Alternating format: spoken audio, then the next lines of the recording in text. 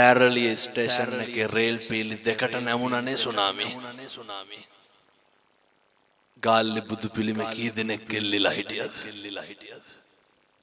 තින්ත පතුරක් ගැලවුණා. අපේ බුදුහාමුදුරුවෝ. ඊළඟට දුක සැප උගන්වනවනේ. ජීවිතේ කාලයක් තියෙනවා. අපේ බුදුහාමුදුරුවෝ අනේ පිටු සිටුතුමාගෙන් බිම්බිසාර රජුරුවන්ගෙන් විශාකාවගෙන් කොසල් රජුරුවන්ගෙන් මණික් අල්ලපු කුටිවල වැඩ හිටියේනේ. එහෙමනේ. අවසානයේ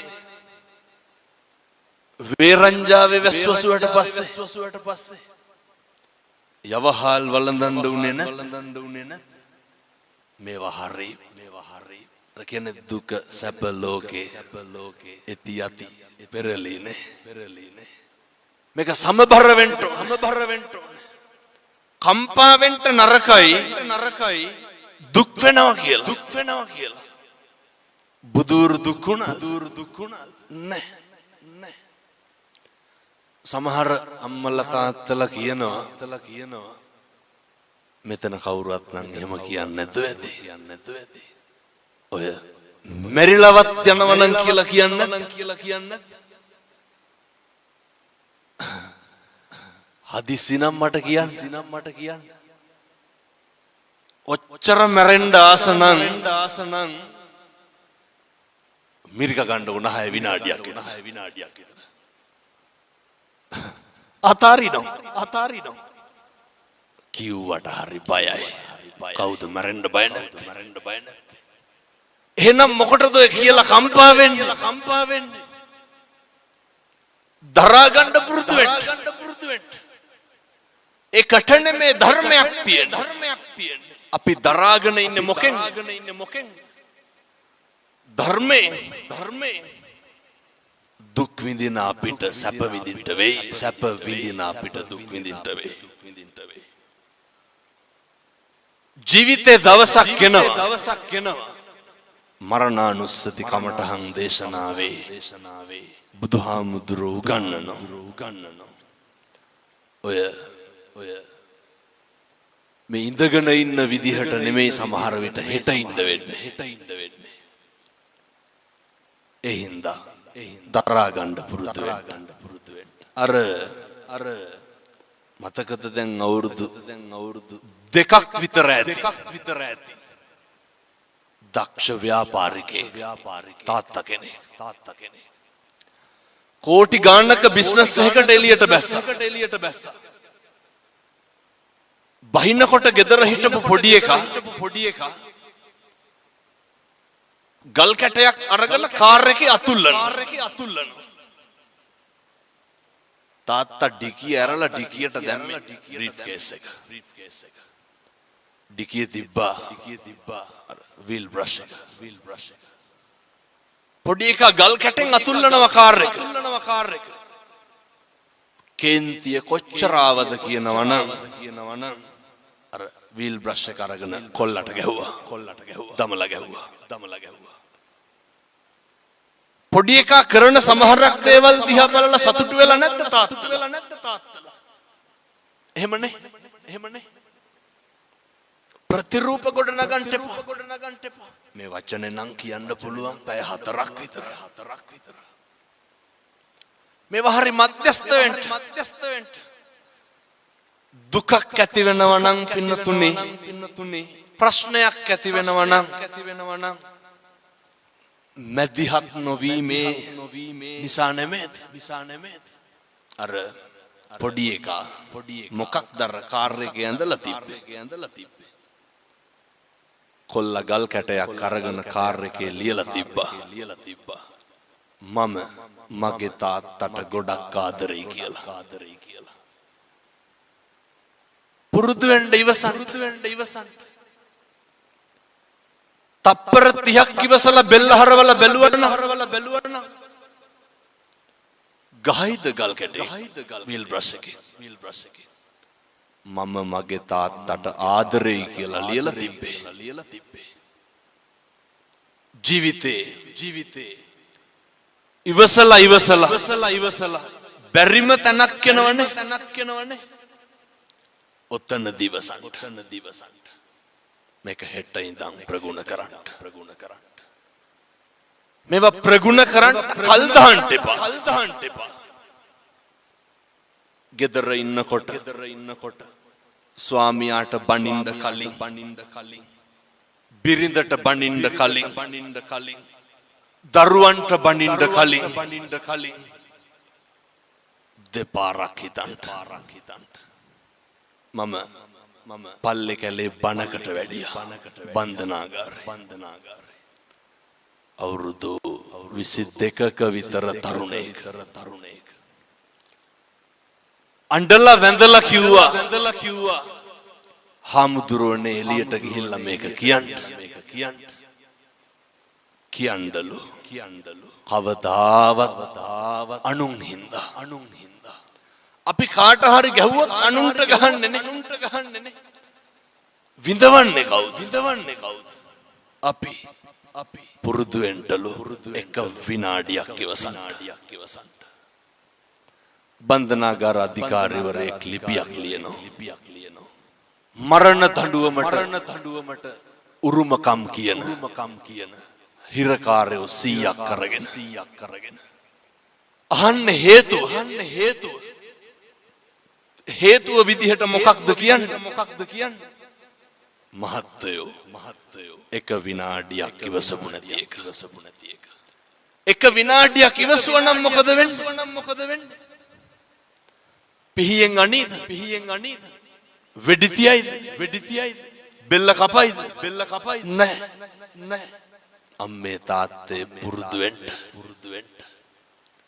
මේ එකක්වත් අපිට ඕන විදිහට වෙන්නේ නැහැ බුදුවරු කොහොමද පැහැදිලි කරේ අචින්තිතම්පි භවති චින්තිතම්පි විනස්සති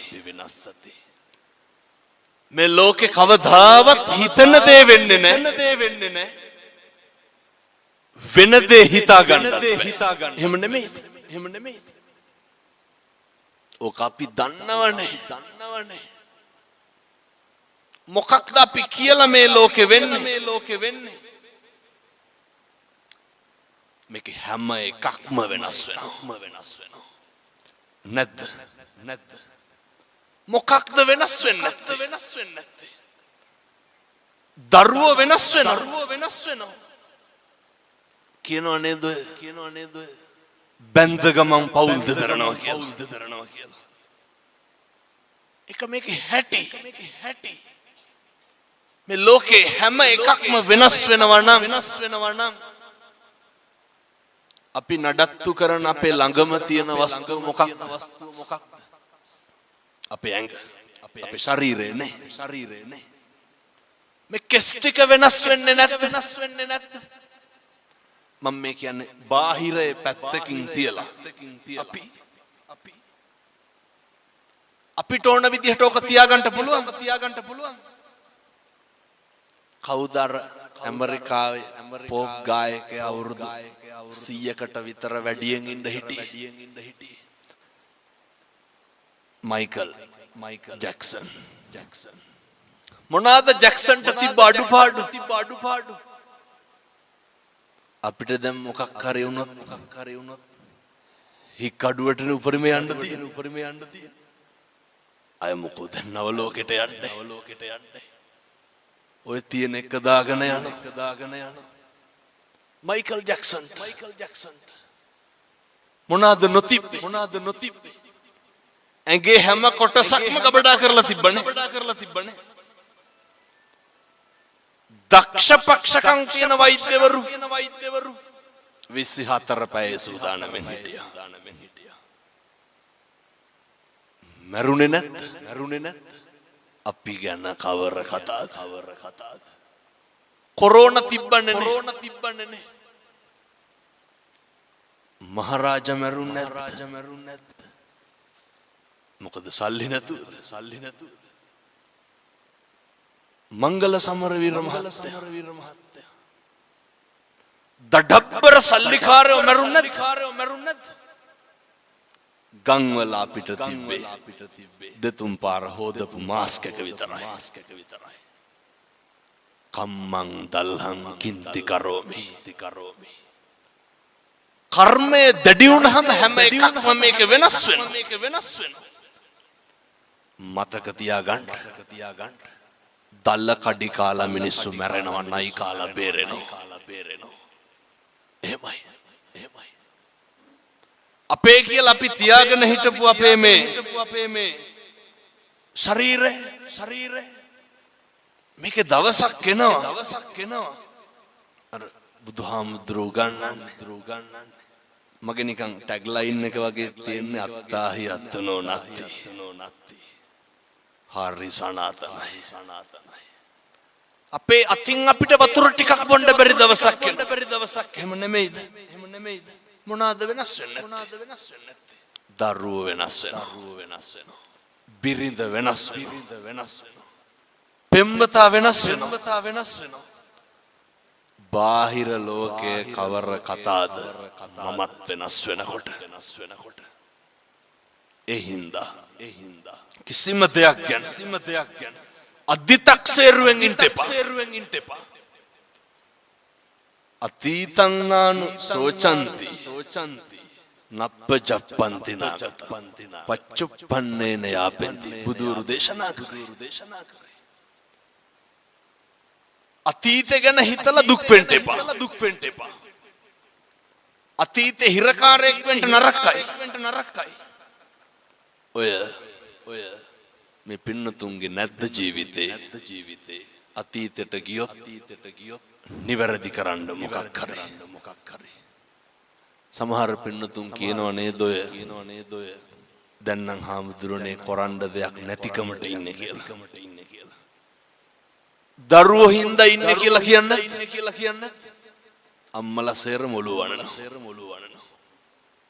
ඒක ඇත්ත. අපිරිය වෙලා ඇති. තිත්ත වෙලා ඇති. හැබැයි කම්පාණම් වෙන්න එපා. මම කිව්වේ නෑ රුපියල් 100ක්වත් වියදම් වෙන පින්කමක් හොඳේ. අතීතේ තියාගමු. දැන් අර වාහනේ සයිඩ් කණ්ණාඩියෙන් මොකද කරන්නේ? ඒක බලාගෙන ඉස්සරහටද යන්නේ පස්සටද යන්නේ? ඉස්සරහ බැලන්ස් කරන්නේ මොකෙන්? සයිඩ් කණ්ණාඩිය බලලා තමයි ඉස්සර කරන්නේ. අතීතේ බලමු වැරදි හදාගන්න. දැන් මේ මේසේ තියනවා මෙතන. ඇන ටිකක් අරගෙන ගහගෙන යනවා. මට ඕනේ මේ මේසෙට ඇන ගහන කඩතුළු කරන එක. ඇන ගහනකොට මොකද වෙන්නේ? කඩතුළු වෙනවා. කඩතුළු නවත්තන්න ඕනේ. කඩතුළු නවත්තන්න නම් මොකද කරන්නේ? ඇන ගහන එක නවත්තන්න ඕනේ. එහෙමයි කියලා කඩතුළු මකන්න පුළුවන්? බෑ. කර්මෙ පුච්චන්න බෑ. ගෙවන්න ඕනේ. හැබැයි තවත් කර්ම රැස් කරොත් ඒක වැඩි වෙනවා. මේක අද නවත්තගමු. අතීතය ගැන නම් කම්පා වෙන්න ශෝක කරන්න එපා. වර්තමානයේ මෙහෙම දේශනා කරන්න හේතුවක් තියෙනවා. මම බණ කියනකොට මැරෙන්න පුළුවන්. ඔයත් බණ අහනකොට මැරෙන්න පුළුවන්. මේ ජීවිතේ මේ වංචාකාරයාට මේ හිත කියන ඕකනේ ප්‍රශ්නේ. රවටන එක නවත්තගමු. අර අහලා තියෙනවද? බොහෝ දෙනෙක් දන්නවා. එක ව්‍යාජ වෙලෙන්දෙක් ඉන්නවා. පොළට බූරුවෙක් අරගෙන එනවා. මොනා කියලාද බූරුව අරගෙන එන්නේ? මේ බූරුව වසුරු දානවා. වසුරු දානකොට බූරුවගෙන් වැටෙන්නේ මොනවාද? රංකාසි. ව්‍යාජ පශ්චාත් භාගයක් හදාගෙන ඇවිල්ලා තමයි දැන් පොලේ තියාගෙන විකුණනවා. අර ව්‍යාජ රංකාසි වැටෙනවා වසුරු දානකොට. එක වෙලෙන්දෙක් වැඩි මිලට ගන්න. ඇයි මම මේ අපි ගැන කියන්නේ වැඩි මිලට ගන්න. අරගෙන ඇයි දැන් මේ බූරුව රංකාසි වසුරු දාන්න. අපේ අම්මලා තාත්තලා හොඳට අහගන්න ඕනේ. අපි බූරුව නම් ගන්නෙ නෑ. ගෙදර අරගෙන ගිහිල්ලා දැන් බලාගෙන ඉන්නවා. බූරුව වසුරු දානක. වසුරු දානවා රංකාසි නෑ. අය බූරුව රංකාසි වසුරු දාන. ගියා පහුවදාම විකුණපු වෙලෙන්දයි ගෙදරට. යනකොට ගෙදර හිටියේ නෑ. බිරිඳ කියනවා මුදලාලි ගෙදර නෑ. පණිවිඩේ යවන්නම් ටිකක් ඉන්න. එහෙම කියලා ගෙදර හිටපු බල්ලට ගැහුවා. ගහලා කිව්වා මහත්තයා එක් කරගෙන වරෙන් කියලා. බල්ලා ගහනකොට දුවනවනේ බල්ලෝ ඉතින් හොරතල් වෙන්නේ. ඒ විදිහෙම බල්ලෙක් එක්ක අර ව්‍යාජ වෙලෙන්ද ආවා. ඇවිල්ලා දැන් අර බූරුව සල්ලි වල ගත්ත මනුස්සයට පුදුමේ මොකක්ද? මේ පණිවිඩ කියන බල්ලෝ ඉන්නවා.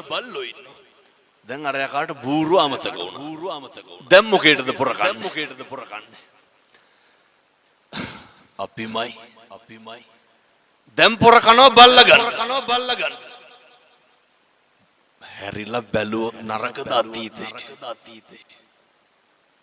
එකපාරක් මදිද රැවටුණා. මේ හිත කියන වංචාකාරයා. බල්ලා සල්ලි වලට අරගෙන යනවා ගෙදර. ගිහින් දීලා බිරිඳට කියනවා. මං ඒ කියන විදිහටම කියන්නද? තමුසෙයා එන්න ඕනේ නෑ මං හොයන්න. බල්ලට ගහලා පණිවිඩේ කියනවා. බිරිඳ පහුවදා මොකද කරේ? ඌමනාවකට. බල්ලට ගහලා පණිවිඩ කියනවා. බල්ලා දිව්ව යන්න. දැන් පහදන්න බෑ. පහුවදා 25ක් 30ක් විතර ආවා. ගෙදර ගියා මුදලාලි. ඒත් අර ව්‍යාජ වෙලෙන්ද ගෙදර නෑ. ඊට පස්සේ ටිකකින් ආවා. ආපු ගමන් ව්‍යාජ වෙලෙන්ද බිරිඳගෙන් අහනවා. ඇයි මේ මිනිස්සුන්ට සංග්‍රහ කරේ නැත්තේ? අර මිනිස්සු ආවේ දැන් වෙලෙන්ද උස්සගෙන යන්න. මරන්න.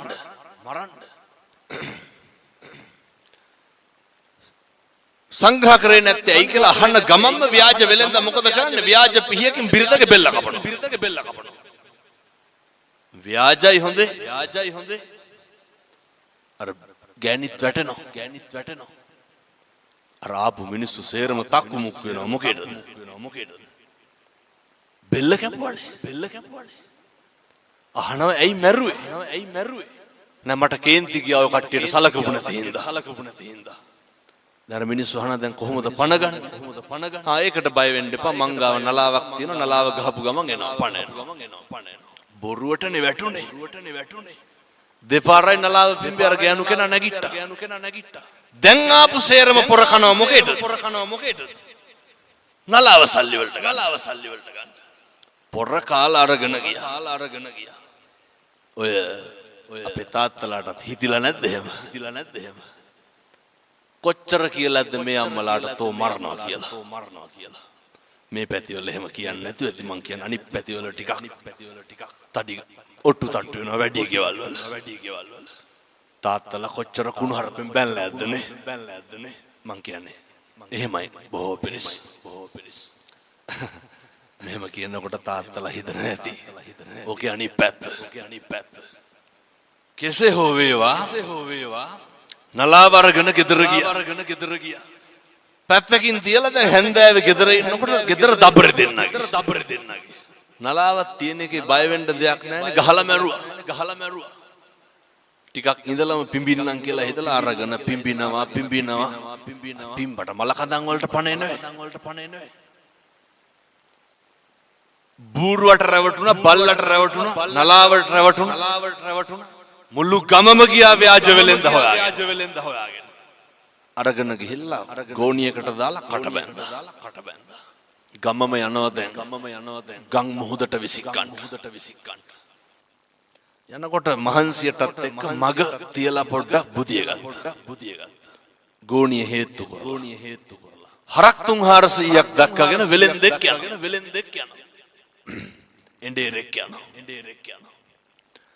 මේ ගෝපල්ලා බලනවා දැන් අර මිනිස්සු බුදු ගෝණියක් තියෙනවා කට ලෙහෙලා බැලුවා ඇතුලේ කවුද හිටියේ අර ව්‍යාජ වෙලෙන්ද ගෝණිය ලෙහෙනකොටම වෙලෙන්ද කියනවා ගෝපල්ලාට කෑ ගහන්න එපා මේ මිනිස්සු එක්කහුව වෙලා මම මේ හොඳ තැනකට කසාද බන්දන්න අරගෙන යන්නේ මං කැමති නැහැ ගෝපල්ලා කල්පනා කරුවා මොකක්ද හොඳ තැනකින් බැඳ ගන්න පුළුවන් ඉවරයක් තියනවද මේ රැවටෙන එකේ වහිනා වෙලා ඇහුවා වගේ නෙමෙයි හොඳේ හැදෙන්නත් ඕන අපි හැදෙන්නේ නැහැ අය මේ ජීවිතේ හන පළවෙනි බණ කොච්චරවත් අහලා ඇති ඔයිට කලින් ගෝපල්ලාට කියනවා තමුසේ කැමති නම් හොඳ තැනකින් බැඳ ගන්න පුළුවන් ගෝණියට බහැපන් ගෝපල්ලත් ඒකමයි කාර්යය කියලා ගෝණියට බහිනවා ව්‍යාජ වෙලෙන්ද කට බැඳලා හරක් ටිකක් තරම් ගෙදර යනවා ගමේ මිනිස්සු මොකද කරන්නේ ගෝණිය පිටින් අරගෙන ගිහිල්ලා මුහුදට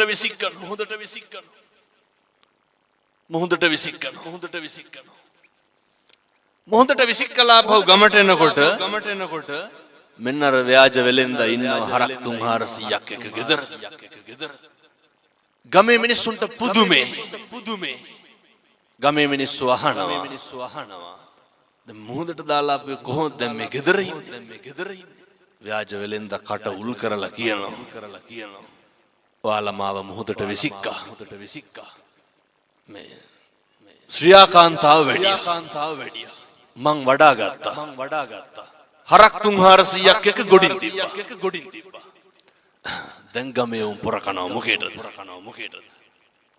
ශ්‍රියාකාන්තාවගෙන් හරක් ගන්න අහනවා ව්‍යාජ වෙලෙන්දගෙන් අපිටත් බැරිද අරන් ගන්න ලැජ්ජ නැති හැටි වෙලෙන්ද මොකද කියන්නේ පුළුවන් මුළු ගමම බස්සනවා ගෝණි වලට කට බැඳලා ගිහිල්ලා මුහුදට දානවා ඉතුරුනේ කවුද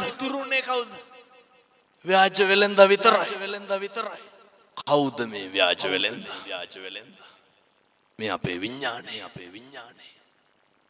ඒක පවතිනවා දිගටම හොඳේ මේක හැම තැනටම යනවා අඩු වැඩි වශයෙන් අපි මොකද කරන්නේ විනාශ වෙන කම්ම රැවටෙනවා ඉවරයක් තියනවද අඬපු එකේ ඉවරයක් තියනවද මේ වෙනකොට කී පාරක් කියලාද ඔවුන් එපා කියලා දරුවන්ට කොච්චරවත් කියනවා කොච්චර කම්පා වෙලා කොච්චර දුක හිතිලා දැන්වත් මැද්දට එන්න එකට එන්ට නම් අර ධම්මික උපාසක මහත්තයා බලන්නේ මරණ මංචකේ එළොවයි දෝලණය වෙනකොට හාමුදුරුවෝ පිරිත් කියනවනේ සතිපට්ඨාන කියනවා ධම්මික උපාසක කියනවා චුට්ටක් නවතින්න ඕන කාටද කියන්නේ දෙවිවරුන්ට රැවටිච්ච නැති මිනිස්සු එහෙම නෙමෙයිද මරන්න ඕන වෛරය ක්‍රෝධය ඉඩකඩම් හරි ප්‍රශ්නනේ ගෙවල් වල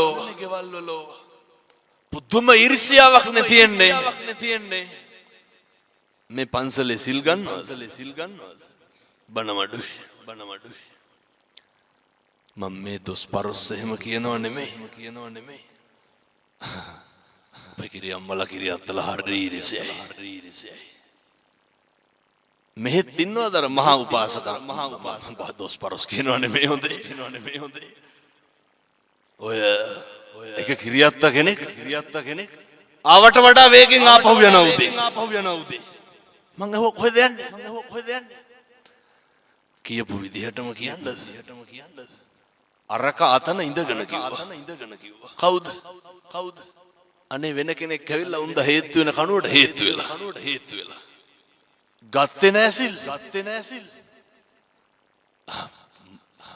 අනේ අට සිල් දස සිල් කියලා කියන්නේ කණ එකක්ද බොන එකක්ද කියලාවත් දන්නේ නැහැ. ඇවිල්ලා ඉඳ ගන්නවා. මූණක් බලලා hina වෙන්නේ නැහැ නේ සිල් ගත්තාම. හෙන්න ගන්නවද hina වුණා කියලා.